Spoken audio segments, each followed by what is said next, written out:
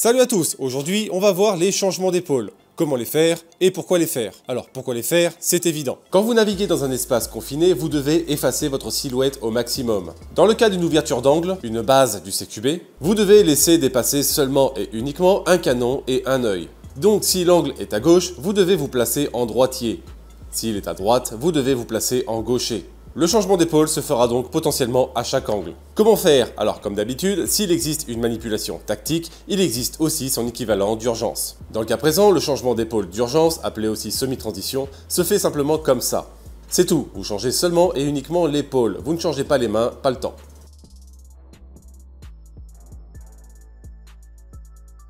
Cette méthode est bien, mais vous ne pouvez pas rester comme ça très longtemps. Deux raisons. Déjà, ce sera moins confortable sur une position que vous pouvez potentiellement tenir un certain temps. Deuxièmement, comme je le disais tout à l'heure, vous devez laisser dépasser seulement et uniquement un canon, un œil. Et là, dans le cas présent, le bras sera visible avant. Donc tout simplement, vous transitionnez les mains. La main forte passe devant, la main faible revient sur la poignée. Vous remarquerez que je ne remets pas la sûreté pendant la transition. Ça n'a aucun intérêt, le canon est en direction non dangereuse, et si par sursécurité je la mets ici à l'entraînement, je le ferai obligatoirement sans le vouloir en plein combat.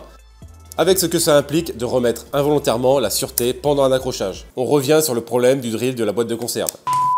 Alors ce que je viens de vous montrer, c'est la méthode poussée et optimisée. La méthode de transition de base, celle enseignée par les armées, sera celle-ci. La main faible vient prendre la poignée, et ensuite la main forte repart sur le garde-main.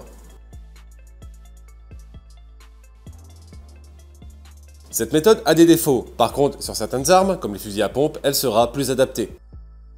En plus d'être plus adaptée, elle est également et surtout plus intuitive. C'est une bonne méthode de base pour des novices qui n'ont pas le besoin ou l'envie d'avoir plus que des bases. En gros, la méthode n'est pas optimisée, mais elle est simple, intuitive et suffisante pour beaucoup. Essayez les deux et choisissez celle qui vous convient.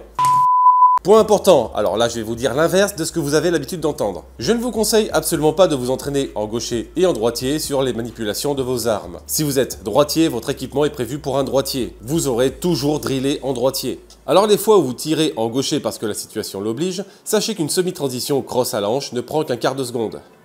Du coup, pourquoi refaire un entraînement main faible avec un équipement entièrement inversé alors qu'une semi-transition prend un quart de seconde? On va me dire, oui, mais il faut conserver son secteur de tir. Vous êtes en binôme. Le binôme prend la relève pendant que vous rechargez. Oui, mais si votre binôme est mort, alors le chef de groupe réorganise son groupe pour que chaque équipe soit composée d'au moins 2 éléments. Oui, mais tout le monde est mort sauf vous. Ouais, dans ce cas, gratter potentiellement un quart de seconde sur un rechargement, ce sera le cadet de vos soucis. Vous entraînez à recharger avec votre main faible, qu'est-ce que ça implique? Reprendre un entraînement de zéro. Perdre du temps avec un nouvel entraînement plutôt que de peaufiner votre main forte. Vos porte-chargeurs et pochettes de décharge, si vous en avez une, seront inversées. Votre cerveau fera forcément de la merde sous balle réelle si vous avez 2 entraînements trop identiques. Et ouais, on oublie beaucoup le côté psychologique. Et en contrepartie, à faire ça, qu'est-ce que vous gagnez? Vous grattez potentiellement un quart de seconde et vous conservez un couloir de tir que de toute façon votre binôme aura récupéré.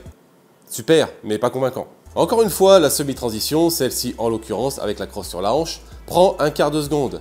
Pareil pour un retour en secteur de tir, ça vaut largement le coup. Sachez recharger en gaucher et en droitier, mais ne vous entraînez pas autant à l'un qu'à l'autre. Votre main forte sera toujours prioritaire. Pour plus de détails et pour pouvoir le faire au stand de tir, je rappelle que j'organise des stages de manipulation de ces armes-là. Lien en description. Enfin voilà, ce sera tout. Fin, cassez-vous.